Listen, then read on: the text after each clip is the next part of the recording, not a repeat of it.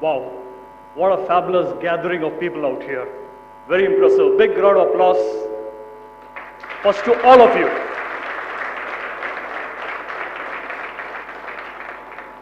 Loving you so much. I know all of you must be wondering what is an entrepreneur standing out here and speaking about love. What does love got to do with entrepreneurship? What does love got to do with anything that we're speaking today? But the fact remains, love is the only thing that makes the world go around. We do not have a choice today. Even animals live their life to feed a few human beings. The bull, working in the farm, feeds a family of 4 people. The cow, through milk, feeds a family. A chicken gives its life to feed a family. So animals also live to feed a few families. We as a human being cannot live a below animal existence. So that is the thing of being a human being, and being the human being is all about going beyond me, mine, myself. Am I only going to keep looking at myself? Am I going to be looking at my immediate family? How do I take care of my parents? How do I take care of my wife? How do I take care of my in-laws? How do I take care of my brother, sister, my siblings, my uncle, aunt? Or can we go beyond me, mine, myself, and also look at the world as my natural extension? And that's where entrepreneurship comes up, because entrepreneurship is all about going beyond me, mine, myself. It's so easy for every one of us sitting out here to think it's okay for me to get educated, it's okay for me to go and get a good job, it's okay for me to just think about myself. But when you become an entrepreneur, it's a huge sense of responsibility, because you're not only taking care of yourself, but you're also responsible for all those people who come within your fold. Entrepreneurship is something like parenting. When anyone joins an organization, the first thing of the person sitting at the head of the organization is to look at them as children. The only thing that we need to tell ourselves when someone joins us, this is going to be the best career growth that you ever had. And it's all about giving. Entrepreneurship is all about giving. It's not about taking. It's all about giving all the time.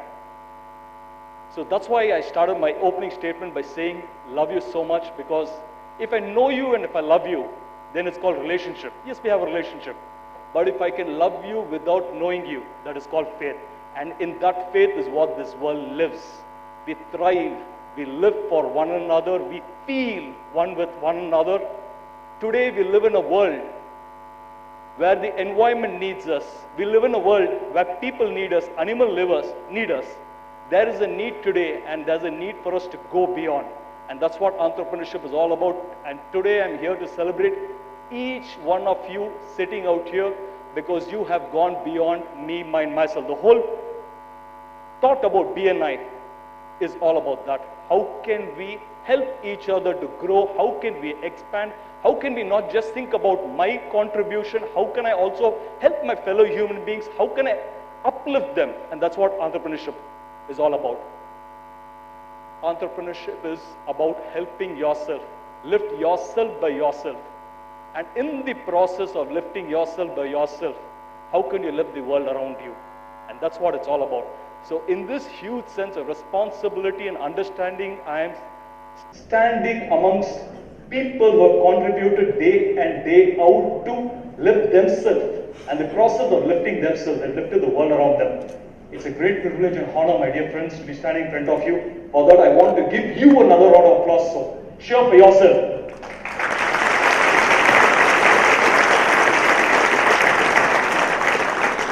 I know we all love stories, so I'll start today's session with a little story. A long time back, the blacks were treated as slaves by the white. Richard was a 10-year-old Negro boy, and Richard's parents were slaves. All his growing up years, Richard had seen what the whites did, the blacks were not allowed to do. So Richard grew up with this belief and with this feeling that what the whites can, the blacks cannot. One day when Richard was taking a walk along the park, he noticed a gas balloon vendor release a cluster of balloons into the air. The balloons were red in color, blue in color, and white in color. Looking at the white color balloon go up, Richard ran up to the gas balloon vendor and asked him, Uncle, you released a cluster of balloons. And they all went up. The white color balloon went up. Uncle, if you release a black color balloon, will that black color balloon also go up? Now listening to this coming from Richard and understanding his background, the gas balloon vendor gently put his arms around Richard's shoulder and told him, I want you to know, my son, it's not the outside of the balloon that takes it to the top, but it is the inside of the balloon that takes it to the top. And all balloons. I'm very happy when you clap. It's not that I require the clap, it is for your own realization, it is for your own. So I love the way you guys started with the cheering and love the road. So whenever you realize something or something hits you, clap, because that's a way of enforcing it that this is how I want to live my life. So thank you so much.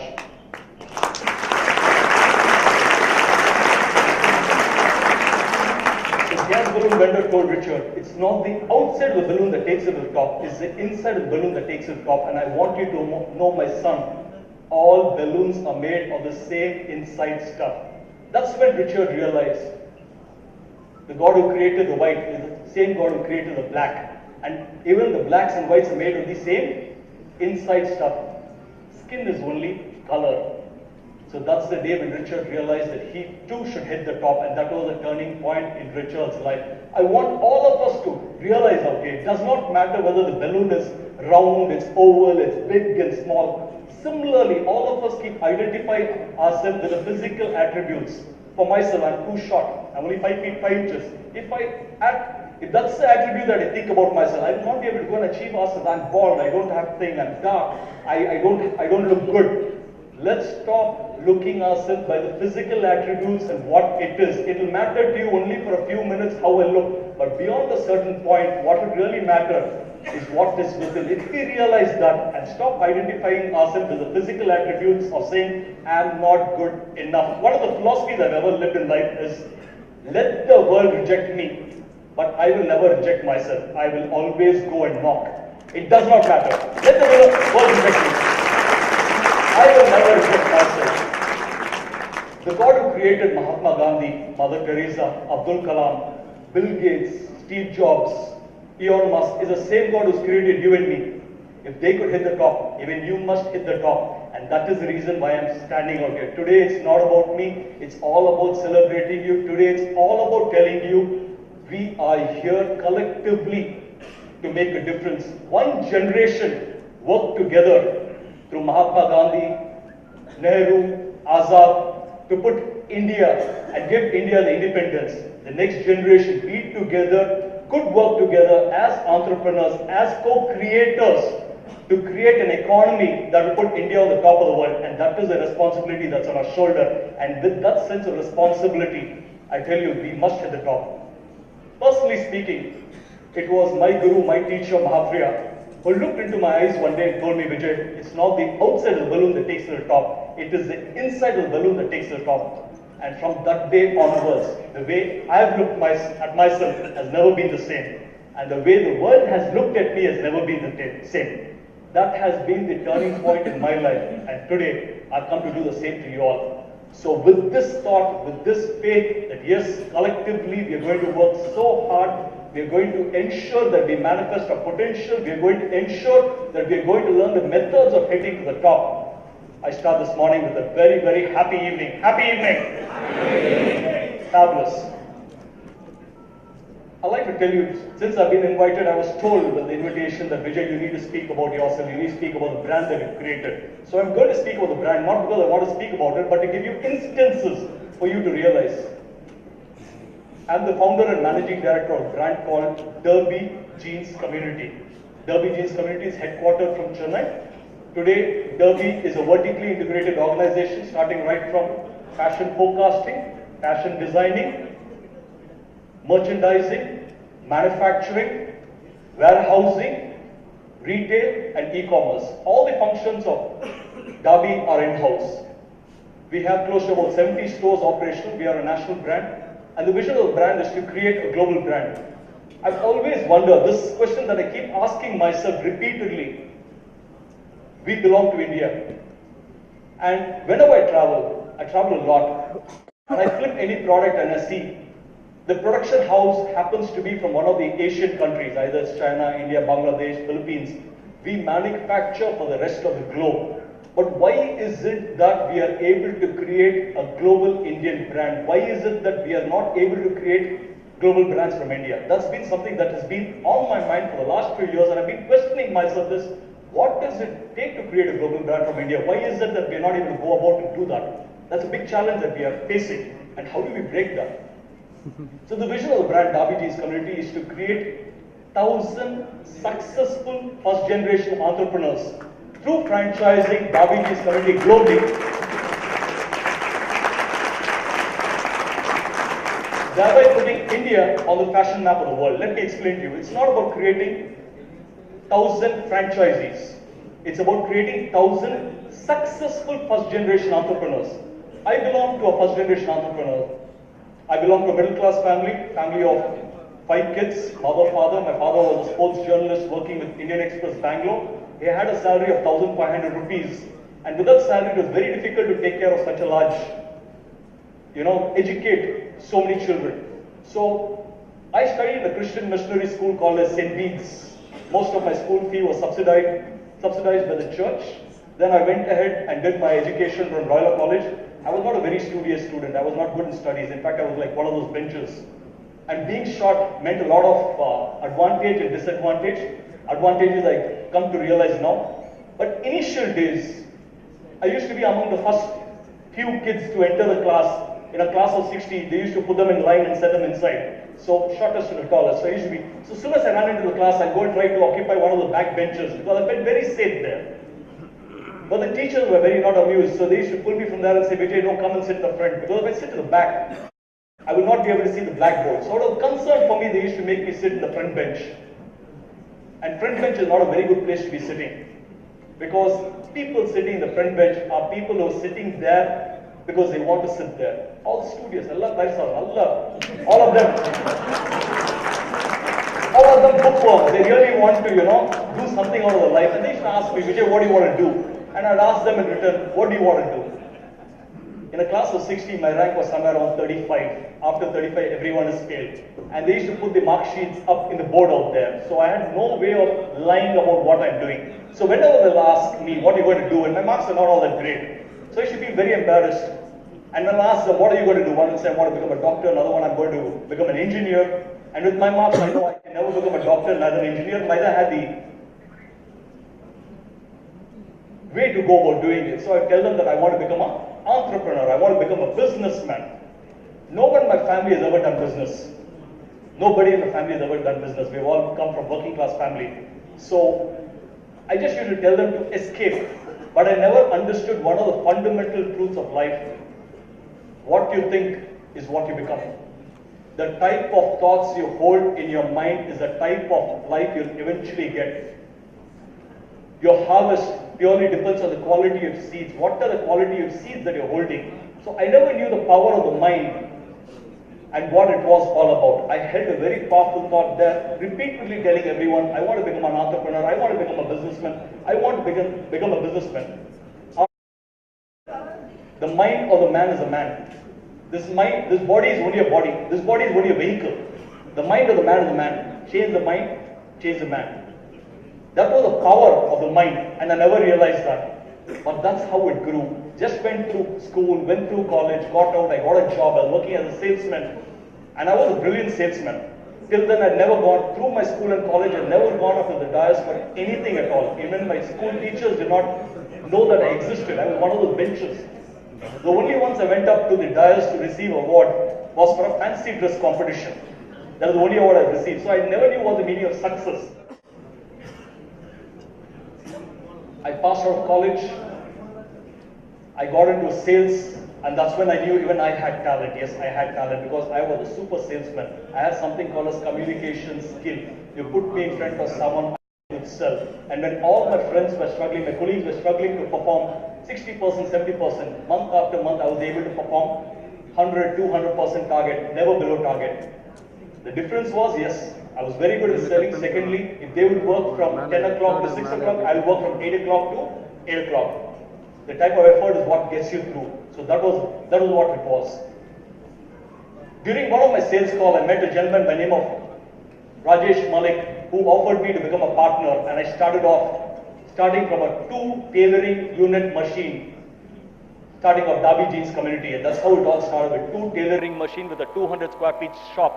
I started off with a tailor master and myself. A lot of things have happened. That was the journey that I started in 1994 to what it is today.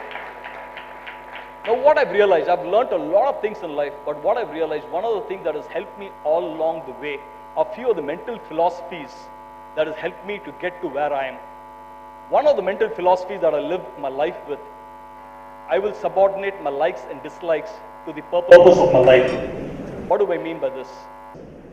If the purpose of my life is to be healthy, if the purpose of my life is not to be a nuisance value to my family, if the purpose of my life is to create 1,000 successful first generation entrepreneurs, so every action that I take in my life will be subordinating it for the purpose of my life. That means, how can I measure myself? We need a measurement matrix in our life for us to actually get ahead in life. Because if we don't have a vision, most of us sitting out here do not have a clear vision in our life. Yes, we all have a wish list. I want to be rich.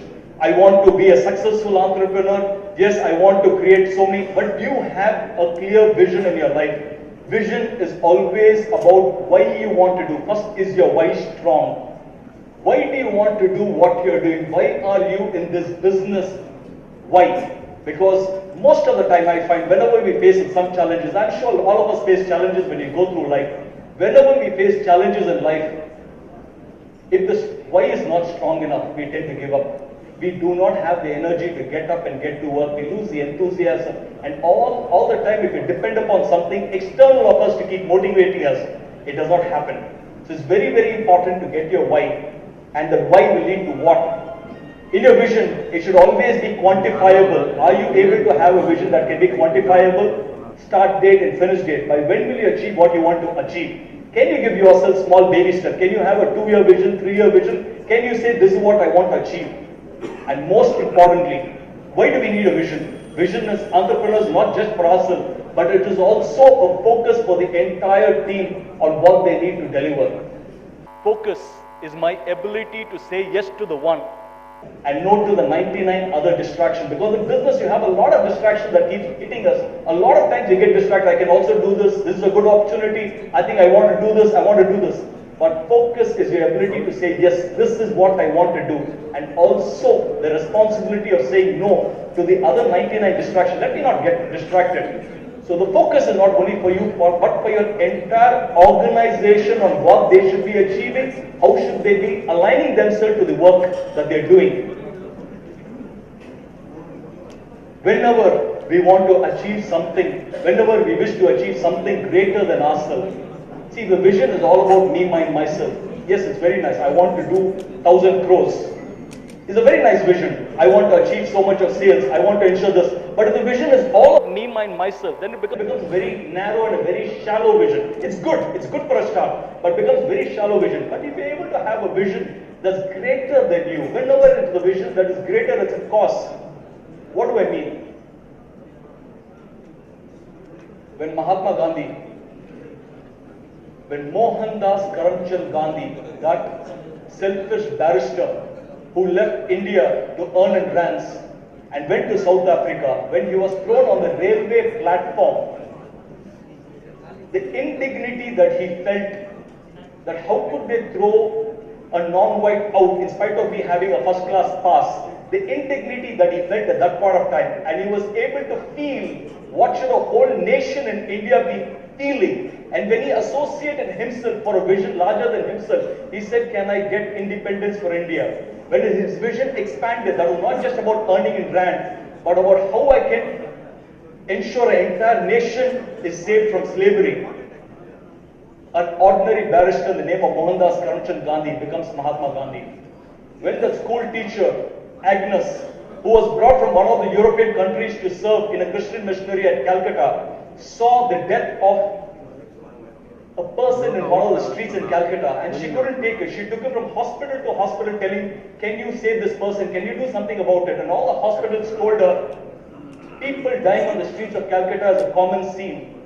We don't have enough beds to treat people who are living. How can we treat people who are dying? And they refused. In that moment, Agnes, the school teacher, who believed she was not fit enough to become a headmistress of a school, felt something deep within and something changed. And that was the moment when Mother Teresa was born. When you are able to associate yourself with a goal larger than yourself, when you are able to associate yourself to a goal larger than yourself, then the divine energy pours itself in you for fulfilling the same.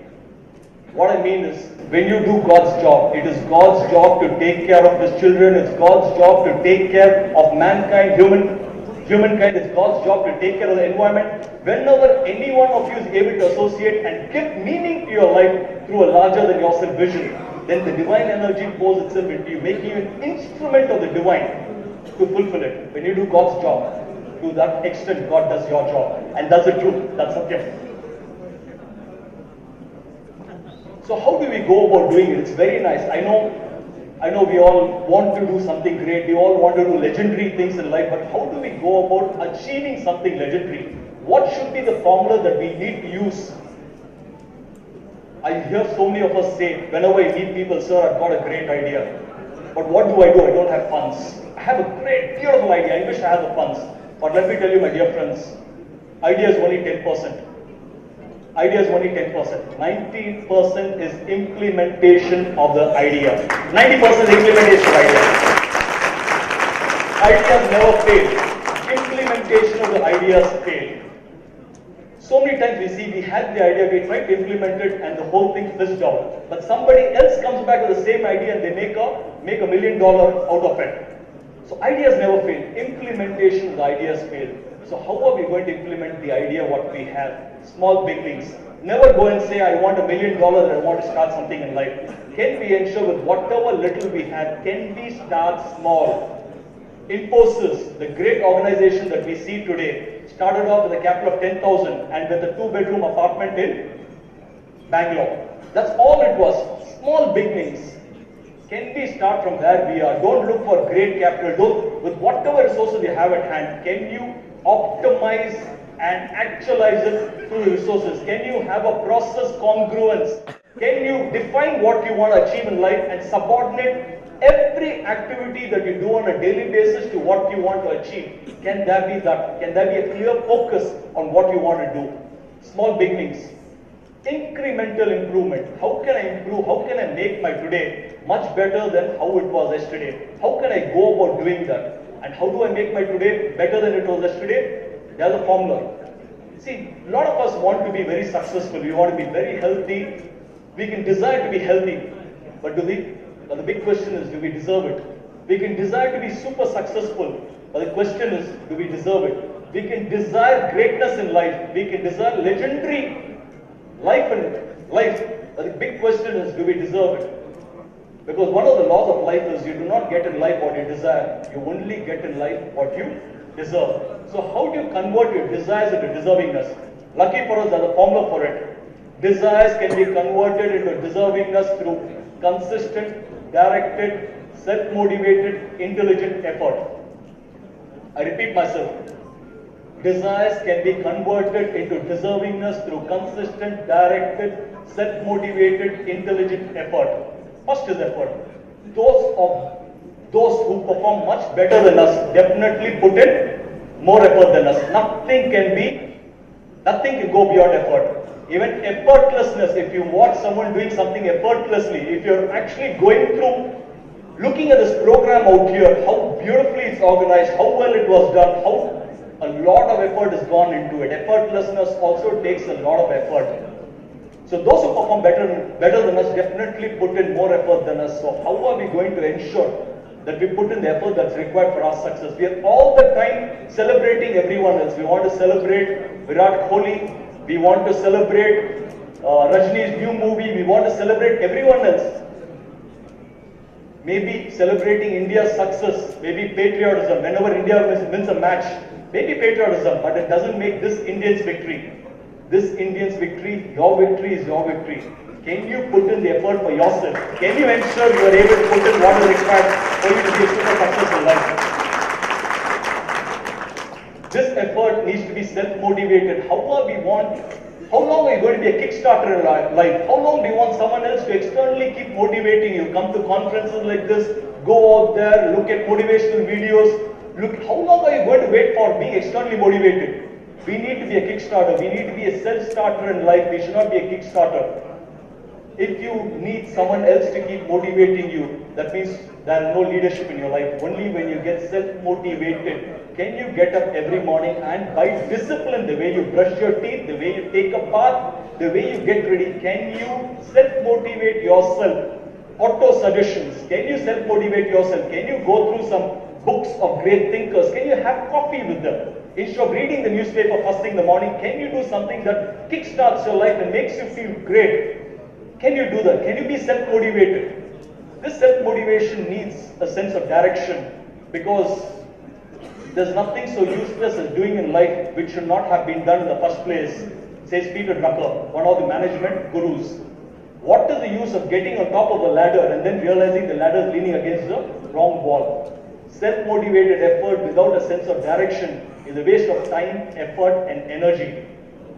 It's only when you're able to get a self-motivated effort with a sense of direction will you get a flow in your life. Otherwise, it's only time pass. If you don't know what you want to achieve in life, if you don't have a goal, if you don't subordinate all your activities, how you live your life, you only live one day in a life. Can you subordinate that day? Can you check, if this is my vision, what have I done today to ensure I'm going towards my vision? Can you have a self-audit? Can you audit yourself on a daily basis to know, yes, you're on the course or you're drifting away? You only live one day in a life. You only live today, every today of yours. Can you ensure at the end of every day that you self-introspect to see how did I live my life today? Am I growing healthy? Am I investing on my health? Am I growing loving? Am I growing happier? Am I growing peaceful? Am I growing spiritually? Can you self-audit yourself to see you're going in the right direction? And most importantly, intelligent effort. I've seen so many people who are super intelligent. So many people coming from IIM, IITs, super intelligent. But it's not just your intelligence, but the direction of intelligence is very, very important. If all the time you're only thinking about what is not going in my right, what is not going right in my life, what are the troubles I'm facing, what are the challenges I'm facing, and all the time you're only cribbing and finding faults for everything not going in your life, that means the direction of intelligence is wrong. It doesn't work. Can you bring gratitude into whatever you do in life? Can you look at your life with gratitude? Getting up every morning, instead of first thing picking up and checking your WhatsApp message or your email, can you actually spend the first few seconds, first few moments of your life saying a prayer? Can there be a prayer to your Lord saying, thank you my Lord for giving me another day at life? Millions of people went to sleep last night. Not everybody got up this morning. Thank you for giving me another day of life. I promise you, in the way I live my life today, I live it out of enthusiasm. I live it out of process congruence to my vision. I live it out of being useful to the world. And at the end of the day, can you close your day with a prayer, introspecting as to how you live your life, and that's how you bridge it. That's how you bridge the knowledge that you have at one end, all the knowledge that you gather through these functions, through the books, whatever you have, whatever knowledge you have. At the end of the day, if you're able to have a process congruence, there's a meeting point in between where you actually start introspecting and self-auditing yourself. You are self-accountable to yourself, and that's how you build your life. And most importantly, can there be a consistency to the self-motivated, intelligent effort? Truly great are those who do not perform an occasional act of greatness. Truly great are those who are able to consistently perform acts of greatness. Can you bring consistency to anything that you do? Can you be the best? Can you live your life with enthusiasm? Can you live your life with process congruence? Can you live your life doing what makes you happy? Because anything done with happiness is always done with a lot of peace. And with peace, you can have a blissful life. And with peace, everything settles and it gives you clarity in your life. So I know I've been shown the time that it's time up right now. I know it's a very big event. But I started my talk saying, loving you so much. And today, the talk is all about you, because I truly love you, because I see in front of me the potential to build a new India. Collectively, let's join hands and let's take a pledge today that we will put all our effort to put India, make India an economic superpower and put India on top of the world. With that faith,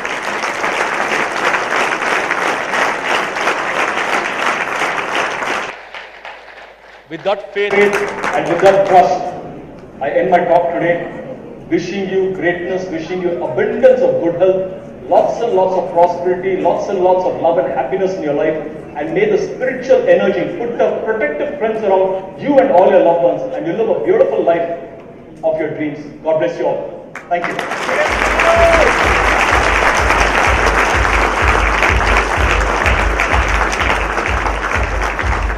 Thank you so much, Mr. Vijay Kapoor, for gracing this occasion and motivating and inspiring our entrepreneurs in our region right here. Thank you so much. It was a privilege having you here with us. And as a tribute of respect, I would like to call upon Mr. Sunil Sethia, the Executive Director of Chennai CBDB, to please come forward and felicitate Mr. Vijay Kapoor.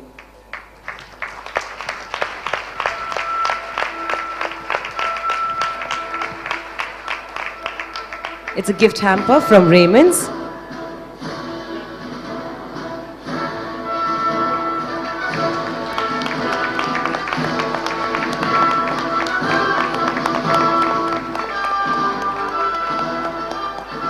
Thank you, gentlemen.